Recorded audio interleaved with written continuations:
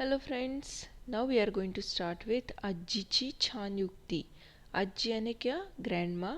छान यानी अच्छी, युक्ति यानी आइडिया. तो इसमें ग्रैंडमा ने कुछ तो अच्छी सी आइडिया लगाई थी. Okay, so let's start. शाळेतून आलेली नीरजा घरात आल्यावर एकदम अबोल होऊन बसते. शाळेतून आलेली नीरजा. नीरजा नाम की एक बच्ची है जिसकी ये स्टोरी है. तो स्कूल से आ गई नीरजा और घरात आल्यावर एकदम अबोल होऊन बसते. अबोल यानी क्या? एकदम से चुपचाप सी गुमसुम सी होके घर में बैठ जाती थी वो. उसको शायद कुछ प्रॉब्लम थी पर वो जो है किसी से शेअर नहीं कर रही थी. अभ्यासाबद्दल काही सांगत नाही, बोलत नाही, विचारत नाही. जेवताना सुद्धा नीरजा एकटीच आहे असे वाटत होते. जनरली जो स्कूल जाने वाले बच्चे होते हैं वो काफ़ी बड़बड़े होते हैं. स्कूल में क्या हुआ, कौन कौन मिला, किसी से झगड़ा हुआ, टीचर ने कुछ बोला, तो ये सारी बातें जो है ये ऐसे बच्चे काफ़ी सारी बताते रहते हैं. पर अचानक से नीरजा जो है उसने शेयरिंग करना बंद कर दिया था.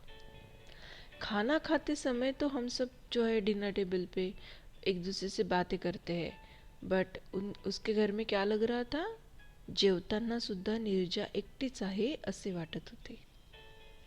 गेले अनेक दिवस हे असे चित्र पाहून आईला चिंता वाटू लागली.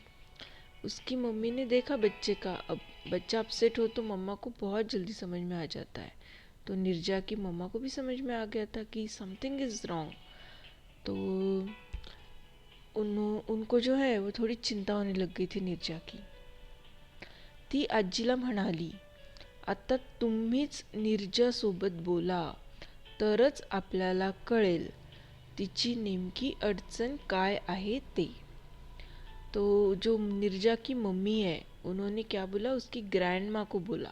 उन्होंने डायरेक्टली बात क्यों नहीं की? कभी कभी बच्चे अपने पेरेंट्स से उतना खुल के बात नहीं कर पाते हैं, but grand parents say as a third person वो अच्छे से बात कर लेते हैं. तो मम्मी ने क्या किया? आजी को बोला, आता तुम्हीच नीरजासोबत बोला तरच आपल्याला कळेल की तभी हमें पता चलेगा तिची नेमकी अडचण काय आहे ते. अडचण यानी क्या? प्रॉब्लेम.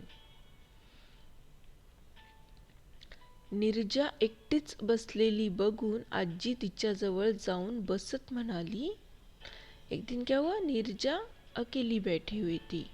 तो उसको अकेला सा बैठा हुआ देखकर उसकी जो अज्जी है, अज्जी यानी ग्रैंड माँ, उसके पास जाके बैठ गई और बोली, काय झालं बेटा?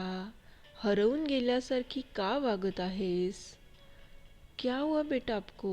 हरवून गेल्यासारखी, ऐसे खोए खोए से क्यों रह रहे हो बेटा आप? तुला काय आणि कशाचा त्रास होत आहे ते सांग तरी बाळा. अब जो ग्रैंडमा है उन्होंने एकदम प्यार से धीरे से नीरजा को पूछा कि तुला काय आणि कशाचा त्रास होता है ते तरी सांग बाळा. किसी चीज़ से तुम्हें प्रॉब्लम है बेटा तो बताओ हमें, हम सॉल्व करने का ट्राय करेंगे. आजी मी फार गोंधळून गेली आहे. तो नीरजा बोल पड़ी कि मैं बहुत कंफ्यूज हो गई हूँ. गोंधळून गेली है मतलब क्या? कंफ्यूज हो गई है, उसे समझ में नहीं आ रहा है करना क्या है. मला अभ्यास कसा करायचा हेच कळत नाहीये. वाचू की लिहू कि दोन्ही करूँ. बच्चों की पढ़ाई का आजकल सच में बहुत ज़्यादा प्रेशर है. तो बच्चे कभी कभी गुम से हो जाते. इतनी सारी पढ़ाई, इतनी सारी पढ़ाई, करूँ तो कैसे करूँ? लिखूँ कि पढू, उसको लर्न करूँ कि दोनों करूँ. अभ्यासाचा, विषयाचा आणि वेळेचा मेळ घालता येईना.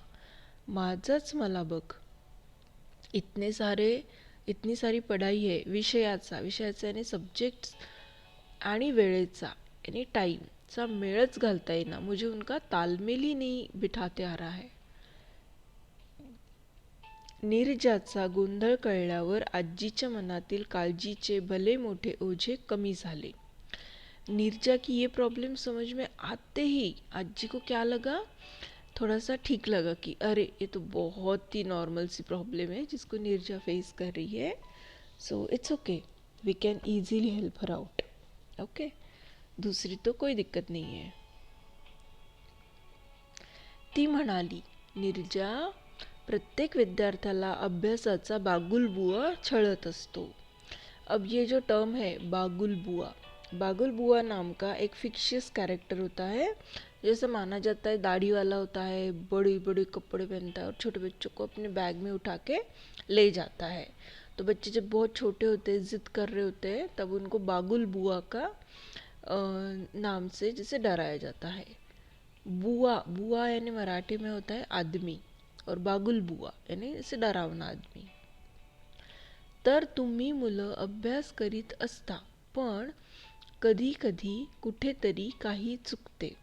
कि आजी लाइक नीरजा की साइड में ही है कि आप लोग पढ़ाई तो कर रहे होते हो, पर कभी तो भी थोड़ा बहुत जो है गलती हो जाती है. अभ्यास कमी पडतो, मग मार्क्स गुण कमी, यामुळे गाडी रुळावून घसरते.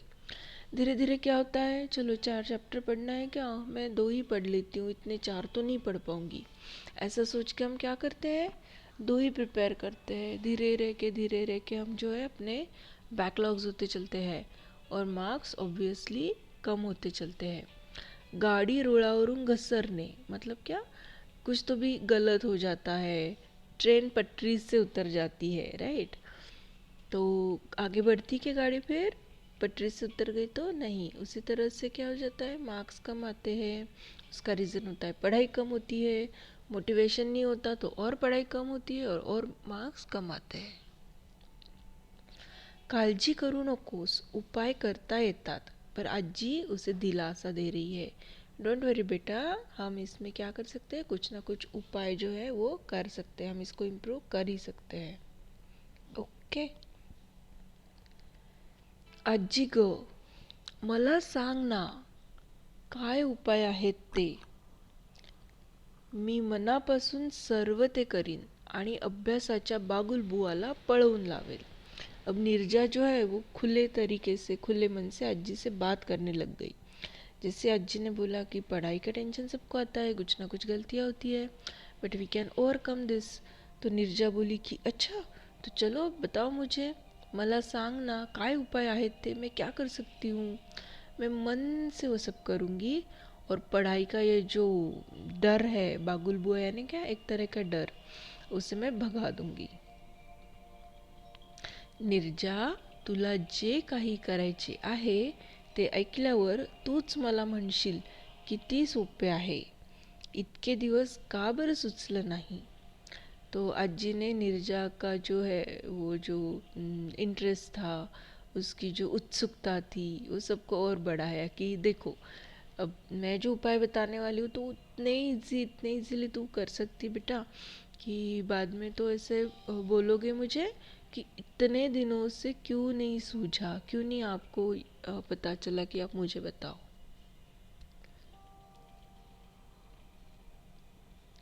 मला सांग नीरजा, तू अभ्यास कसा करतेस, कुठे बसून करतेस. तो अज्जी ने नीरजा को क्या पूछा कि पढ़ाई कैसे करते हो बेटा, आप कहाँ बैठ के करते हो, टीवी के सामने कभी नहीं पढ़ना हाँ बेटा. आजी, खरं सांगू, ठराविक अशी जागा नाहीये, मनात येईल त्या ठिकाणी बसते.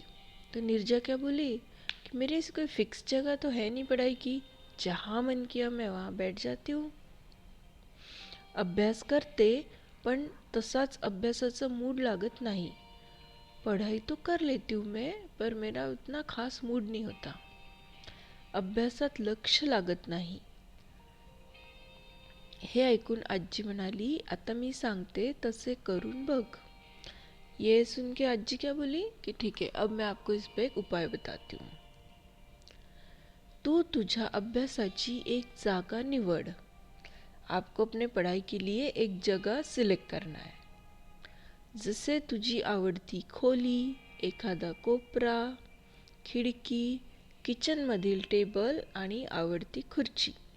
जैसे कि आपको कोई भी एक रूम जो पसंद हो, कोई कॉर्नर पसंद हो, कोई खिड़की के पास आपको पसंद हो, या फिर किचन में जो डाइनिंग टेबल होता है वहाँ पे भी आप बैठ सकते हो, पर जगह कैसी होना चाहिए, फिक्स. जिथे तुझा अभ्यास छान होईल, तुझे मन नक्कीच एकाग्र होण्यास मदद होईल।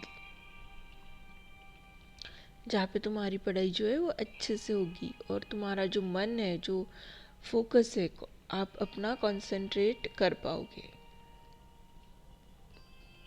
आजी असे होते का? तो नीरजा ने क्युरियसली पूछा कि सच में ऐसे होता है? मग मी नक्कीच माझ्या आवडत्या ठिकाणी अभ्यास करेन। अगर सच में ऐसे होता है तो मैं पक्का मेरे फेवरेट जगह पे ही पढ़ाई करूँगी। नीरजा, आणखी एक गोष्ट लक्षात असू दे तुझ्या, आजी पुढे सांगू लागली। नीरजा को आजी ने और एक बात बताना चाहिए। काही मुलं अभ्यास सोडून इतर गोष्टीतच रमून जात असतात। रमून जाने मीन्स व्हाट? उसमें ही वो खो जाते हैं। काही मुलं अभ्यास सोडून इतर गोष्टीतच रमून जातात। कुछ बच्चे जो है वो पढ़ाई छोड़ के ना इधर उधर उनका ध्यान जो है वो भटकता रहता है। अभ्यासाकडे लक्ष देत नाहीत।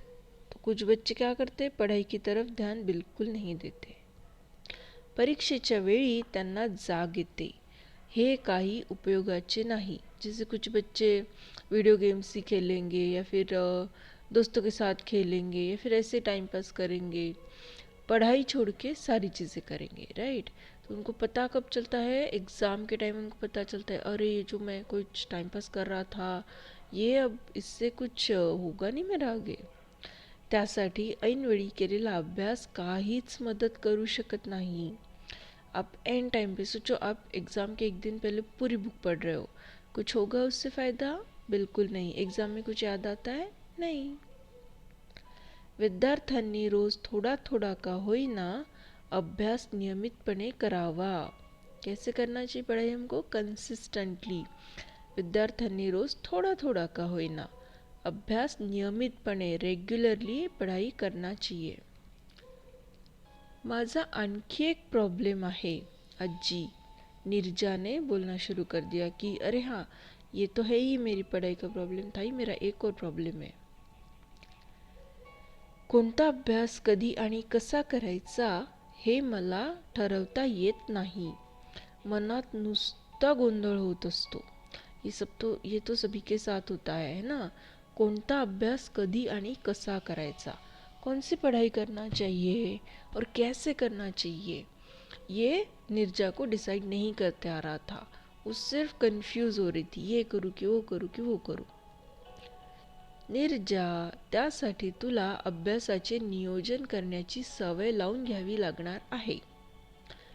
एका वहीमध्ये पुढील आठवड्यात करायच्या अभ्यासाचे नियोजन वेळापत्रक लिहून काढावे। क्या करना पड़ेगा उसके लिए? पढ़ाई का जो है प्लानिंग करना पड़ेगा। नियोजन यानी क्या? प्लानिंग। उसकी तुमको आदत डालना पड़ेगी। लाइक तुमको अभी इस मंथ में 8 चैप्टर्स कोई चीज़ के पढ़ाने वाले हैं, कोई सब्जेक्ट के, तो हर वीक में आपकी 2 चैप्टर्स की एटलीस्ट पढ़ाई होना बहुत ज़रूरी है। तो उसके लिए हम क्या करेंगे? एक डायरी बनाएंगे। अगले वीक में हम कौन से 4 चैप्टर पढ़ेंगे, 2 चैप्टर पढ़ेंगे, उसका हम जो भी प्लानिंग है, जो भी टाइम टेबल है, वो लिख देंगे।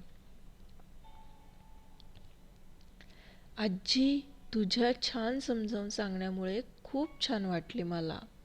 नीरजा खुश हो गई कि चलो, उसकी प्रॉब्लम जो है उसके ग्रैंड माँ ने सुन ली, समझ ली और उसको सोल्यूशन भी दे दिया। आज तुझ्या युक्तीमुळे कठीण वाटणारा अभ्यास आता नक्कीच सोपा वाटू लागेल। अब उसके ग्रैंड माँ के आइडिया की वजह से क्या हो गया? नीरजा जो है बहुत खुश हो गई।